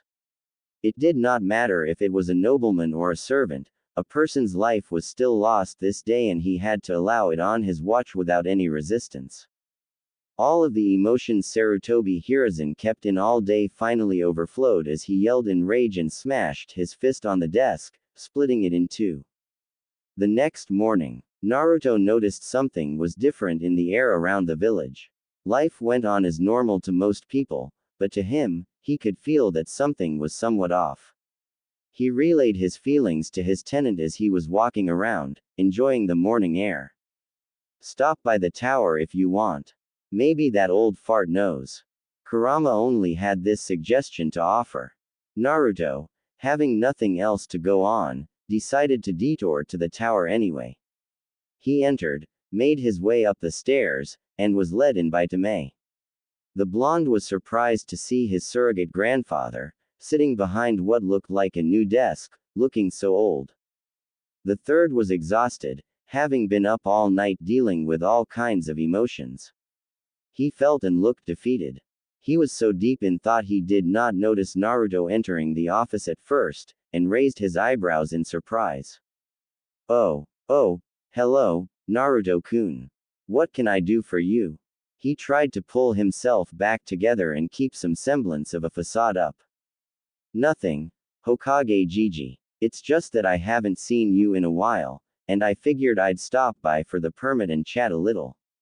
Though, it looks like you have been through a ringer lately. Naruto pointed out, seeing the old man wince slightly. So I think I'll just pick up the permit and leave to do other stuff for the day, he added for the third's benefit. The tired old man sighed and looked somewhat grateful for this thoughtfulness. He got up to retrieve the prepared permit out of a folder and passed it on to the boy. They were about to exchange goodbyes before Naruto remembered something. Hokage Gigi, before I go, I was wondering if you know something about Hyuga Hazashi.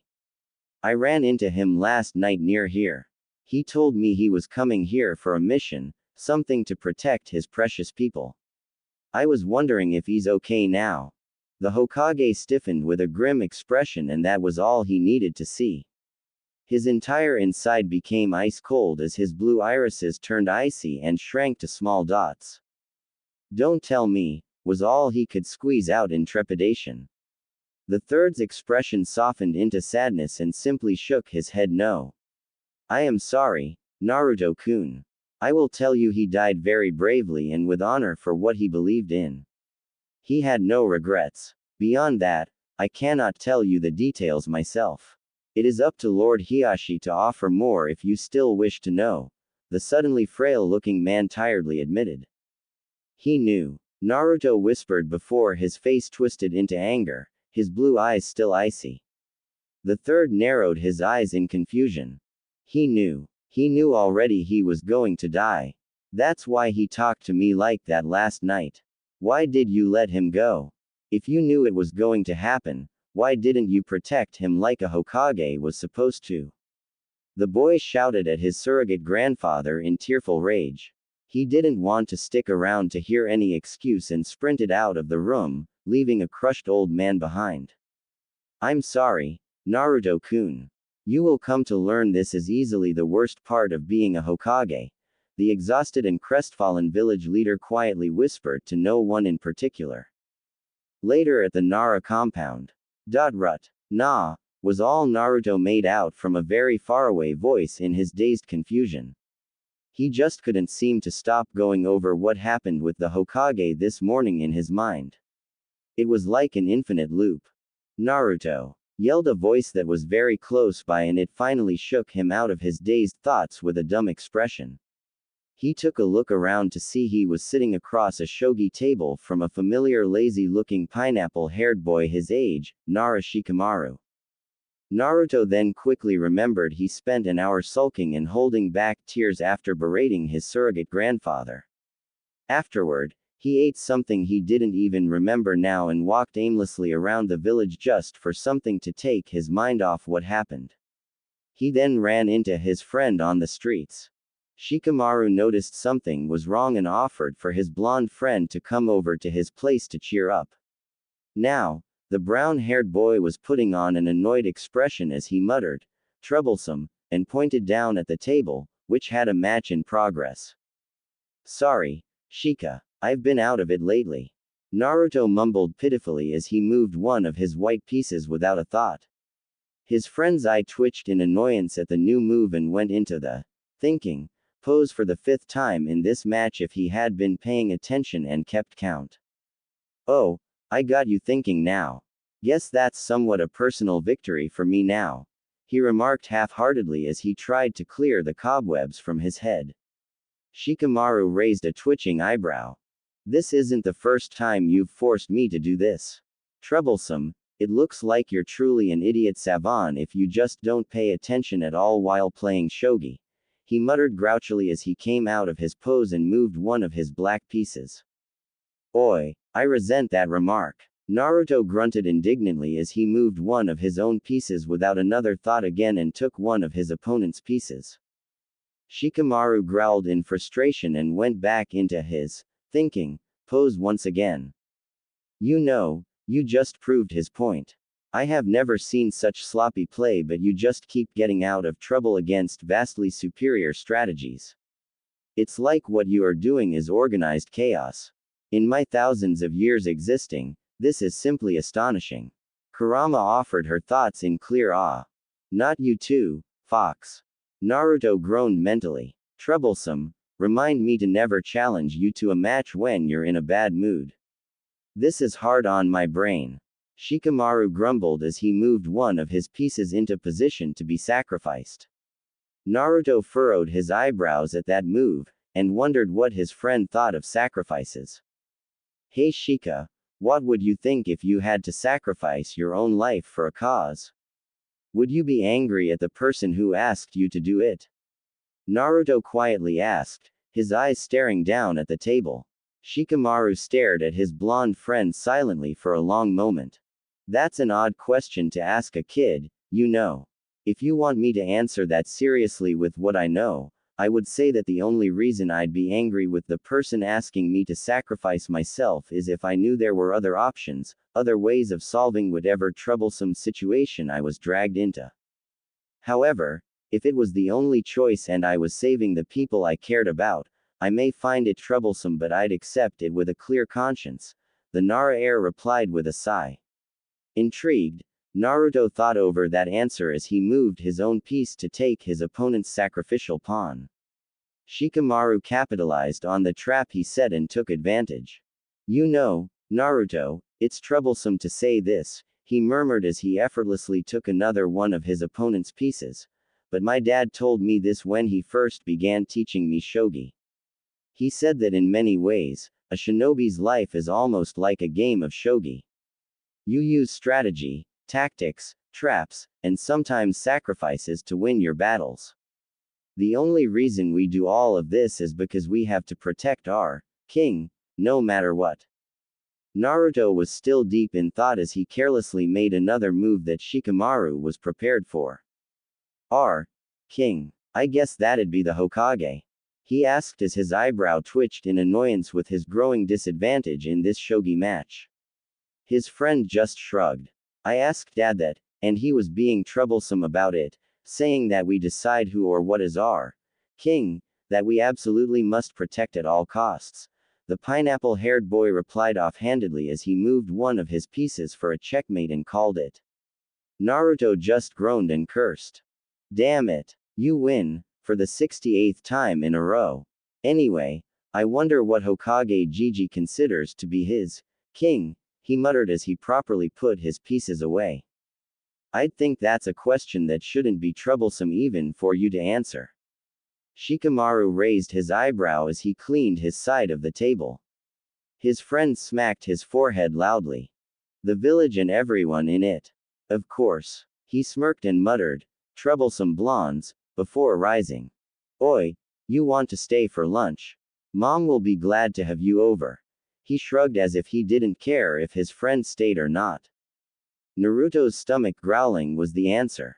Several hours later, outside in the clan's district. Remind me not to go back there for a meal, Kurama. Yoshino-san didn't go easy on me with the etiquette's lessons today. Naruto groaned tiredly as he left the Nara compound. She's doing you a favor. What she was trying to show you today was how to eat properly with nobles. Everyone and their mothers know you're a favorite of the Hyuga clan head now, and that bossy female probably figured she'd get started on helping you impress anyone if you were invited to any formal dinner, the demon fox reasoned. I guess I can live with that. It's just that I'll never understand why there were 4 different forks. And 3 different glasses. I'm underage and I can't even drink 2 of them, anyway. The boy and the fox continued chatting within as he walked his usual route past the Hyuga compound. The blonde took a moment to pull out of his inner conversation to check things out at the front gate. He saw the guards were dressed in all black, and he could feel that the entire clan's mood was subdued even from outside the compound. He then bowed his head in condolences toward the guards. A little surprised, they returned the bow nevertheless. The boy then continued past at a slow pace, deciding he would give it a few days before it was alright to stop by. Uzumaki Naruto. A tight voice rang out from behind. Turning around in confusion, Naruto's eyes landed on a lone and slightly larger boy standing in the middle of the walkway 10 meters away. He was dressed in all black with his long black hair tied together in a loose ponytail, and the blonde saw that he had the pale eyes of the Hyuga clan. He looked like his whole body was tense with coiled up anger. They stood staring at each other in silence for a long moment. One boy was trying to figure out who this Hyuga was, and the other was trying to burn holes through his blonde counterpart with blazing eyes. Yeah, that's me. I don't think we've met. Naruto inquired with a confused eyebrow. The boy quickly shifted into an aggressive kata of the gentle fist. You do not need to worry about my name. You will not need it after this. The boy snarled as he sprinted toward the bewildered blonde with killing intent. Naruto. He intends to kill you. Just get away. You can't beat him now. Kurama yelled into her container's mind. Naruto was so flabbergasted by the situation and the yelling that he just stood there as he took the angry boy's first strike square in his throat. The blonde was blown back, spitting out blood as he went down hard on his back. He was in so much blinding agony just trying to breathe and clutching at his throat that he didn't notice the long-haired boy had moved to stand over his body and began a flurry of 2-finger strikes at many tenketsu all over him. He could do nothing but scream hoarsely with blood coming out of his mouth as even more incredible agony slowly enveloped his entire being while his attacker continued the enraged assault. Finally the angry boy stopped and straightened up, breathing heavily. Uzumaki Naruto, I have left your vitals for last because I want to make you understand that you will suffer as long as possible for my father's death. The boy growled down at the battered blonde. Realization finally struck Naruto. Why you're en Neji? He painfully tried to get out through his blood-flooded throat as his entire body continued to scream in agony, not being able to move at all. The long-haired boy now named Neji flinched at hearing his name and narrowed his eyes angrily. Who told you that? He snarled, his Byakugan blazing. Hazashi. Guh. Was all Naruto could force out before he was struck hard in one of his kidneys. The pain he felt before was nothing compared to now, and he nearly passed out from shock. Don't you dare say that name in my presence. You do not deserve that honor. It's your fault my father sacrificed himself in his brother's place. If you hadn't interfered with the fate of a weak person like my cousin, it wouldn't have led down a different path toward the death of someone truly strong, like my father. Neji spat out, his eyes blazing even harsher. Naruto, despite the extreme agony, frowned. How si kan yous say tt had a about Hinata. He pushed out through the pain, more dark blood pouring out of his mouth. She is weak. I have decided that weak people like you and her should not interfere with the fates of the strong, the Hyuga replied with a sneer. Be bullshit t. Yus should be protecting her, arg. Naruto screamed out and gurgled again as Neji slammed a charka strike into his left lung. A weak and dead person does not get to tell me anything. Neji's face darkened ominously before he prepared to go for the finish. Naruto, we're going have to break your promise with that old fart. I'm going to pump my charka into you, a lot of it. You're not ready and you may go berserk with the power, but it's the only chance. Kurama was cut short by an ear-splitting scream of agony that was not coming from the Naruto but from the Hyuga boy instead. Neji was screaming at the top of his lung to the high heaven as he clutched at his forehead tightly and was about ready to tear his hair out. He fell down next to his blonde victim and flopped like a fish in unbearable pain. Naruto was stunned and utterly confused at this abrupt change in the situation, until he noticed an approaching man wearing the same black funeral robe as Neji. It turned out to be Hyuga Hiashi holding one of his hands up in a seal. He also looked pissed as hell. The boy quickly connected the dots. The clan head had just activated Neji's caged bird seal to stop him. That's enough, please. He tried to force out as loudly as he could, and was relieved when he saw Hiashi release the hand seal a second later. Neji's screams ceased abruptly and he was now gulping for air, apparently unconscious. The Hyuga clan head glared at one of the gate guards nervously approaching the three. Get this, moronic boy to confinement and leave him there for a month. No visitors except for me. He snapped harshly as he made his way over to Naruto and kneeled down. The guard quickly scooped up Neji's unconscious body and carried him away into the compound, while the clan head then activated his Byakugan to scan the blonde's body for any major damage. Nothing looks fatal and you are already beginning to recover, thanks in no small part to your, Naruto noticed the pause about his, tenant. Incredible healing most likely, Uzumaki-san. You were fortunate when the guards reported my nephew running out after you a few minutes ago, and I decided to investigate. I think this is what you call a case of deja vu, since I've had to look over you the other night as well. Hiashi spoke softly as he continued to scan the body. Naruto had to hold back a chuckle. Please don't make me laugh. I hurt all over. He grunted with a pained smile. That is what most people generally say after their first time facing the gentle fist. I truly apologize for this unforgivable behavior from one of my clan members. Hiashi said sincerely with his head bowed, before letting out a weary sigh. I could have you rest inside or have you transported to the hospital on our expense if you wish, Uzumaki-san. I think I'll recover soon enough, so I'll wait wherever you put me if it's okay, and thanks. Naruto was now beginning to speak more clearly as he got used to the pain. He groaned a little when Hiashi picked his limp body up carefully and carried him into the compound toward the largest and most luxurious-looking house sitting on the right side of the long reflecting pool this time. Good thing this guy arrived in time to save you. The alternative would have made the entire village crap their pants with the feel of my released chakra alone, and then converge on us with pitchforks and torches.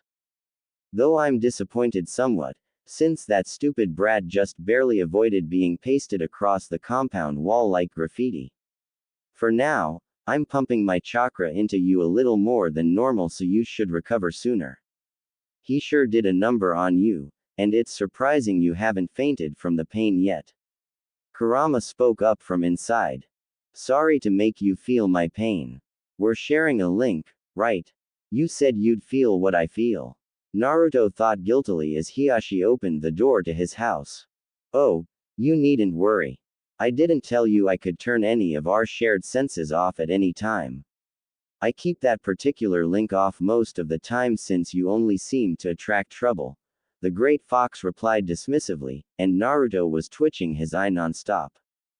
Give me back the apology and the sadness I actually felt for your possible pain. Damn lucky fox, the boy huffed while his tenant snickered. Hiashi arrived in the living room and carefully set the boy in his arms down on the carpeted floor, quickly removed the blood around Naruto's mouth with a damp towel, gave him some water to clear out anything in his still recovering throat, and procured a blanket and pillow. Uzumaki-san, you may rest here for as long as you need. I do have business to take care of, so I will need to take my leave. My daughters should be home soon. Just explain your situation to them if you are awake and all should be well. Hiashi explained with an incline of his head. He was about to leave when Naruto stopped him. Hiashi-sama, I should tell you I already know about my tenant, so you don't have to tiptoe around it. Hiashi blinked at this. And I'm sorry about your brother's death. I can tell you two were close from the other day. He forced himself to speak without stuttering in pain. His host allowed a sad nod after a moment's pause. We shall speak more of this when you recover. For now, just get some rest and I shall be back before too long, the clan head replied as he stepped out. Naruto decided to heed his host's suggestion and closed his eyes. 3 hours later, Naruto could still be heard gently snoring away on the floor. The relative silence of the living room was finally broken by the front door sliding open to admit two young girls wearing all black, one clearly older than the other by several years. Nei-chan, can we play games after dinner? Hanabi childishly asked as she tugged at the sleeve of her older sister's black kimono. Hinata sadly smiled and rubbed a hand on her younger sister's head. I don't think we should do that so soon yet, Hanabi-chan. This is a day of mourning for our uncle, she replied as the girls made their way further into the living room. Hanabi had an impatient scowl on her face before it turned into curious scrutiny as she noticed Naruto on the floor. Who is that? She pointed at the boy. Confused, Hinata just followed the direction her little sister was pointing in and yelped in shock as she noticed the still form of her savior. NN Naruto-kun. She cried as she immediately kneeled by the blonde and activated her Byakugan to see what was wrong. She gasped in shock as she observed what looked like minute amount of the same red chakra she saw the other night mixing in with Naruto's dense and dark blue chakra inside the body. She also noted some of his tenketsu were recently closed forcefully, but was also relieved that they were slowly opening back up. He was attacked by one of us. What happened? She worriedly thought as Hanabi kneeled down next to her. Naruto. The one who beat that bad guy. Hanabi inquired as she searched over every inch of the boy with her gaze. Hinata only nodded in response, and the little girl grinned wide. Then I'll call him Oni-chan, since he saved you. Despite the serious situation, Hinata had to smile at her little sister's antics. Hanabi was already taken with Naruto apparently. While the girls were contemplating how the blonde ended up injured and resting in their home, their father had just entered the living room, back from whatever business he was taking care of. I see you have discovered our surprise guest, my daughters. Hiashi announced, surprising the two girls with his voice. Hanabi recovered quickly, ran up to her father, and latched on to his leg cutely. Father, why is Oni-chan here? She somewhat demanded as Hiashi patted the top of her head. He had to hide a smirk at his youngest daughter already calling his new favorite blonde such an affectionate nickname. He wouldn't have to worry about both of his children getting along with Naruto now. He also noticed Hinata had the same expectant look on her face as her little sister, awaiting his explanation. Uzumaki-san was attacked by a stupid young boy with a misguided grudge about his father's death. He was unable to move, so I decided to have him rest here until he recovers. He finally admitted with his eyes closed in exasperation.